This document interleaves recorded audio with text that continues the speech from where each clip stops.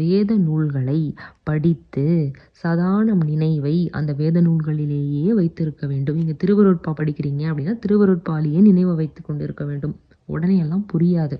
அந்த பாரவான்கள்லாம் ஒரு தவம் பண்ணி இறைவன் மேலேயே அன்பாக இருந்து அந்த நிலையை அடைஞ்சாங்க. நம்ம சும்மா ஜாலியாக வீட்டில் பிரியாணி சாப்பிட்டுக்கிட்டு வாரத்தில் ஒரு 3 படம் பார்த்துக்கிட்டு நல்லா 8 மணி நேரம் தூங்கிக்கிட்டு எந்த விதமான கஷ்டமுமே படாமல் அப்படியே படித்தோடனே அப்படியே புரிஞ்சோடனே எப்படிங்க புரியும்? ஒரு சாதாரண கேவலம் பொருள் வாழ்க்கைக்கு தேவையான விஷயங்களை படிக்கிறோம்.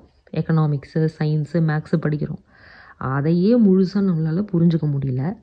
இறைவன் அருளிய அந்த மெய்ஞானமாக நம்மளுக்கு உடனே புரியும்? வாய்ப்பு இருக்குதா? அதுவும் இந்த சிற்றறிவுக்கு நம்ம அறிவு எப்படி கண்டிஷன் பண்ணி வச்சுருக்கிறோம்? சுகவாசியாக, மனதை அறிவுன்னு சொல்லக்கூடாது, சுகவாசியாக திங்கிறது, தூங்கிறது, என்டர்டெயின்மெண்ட்டு, படம் பார்க்குறது, வெளியில் சுற்றுறது,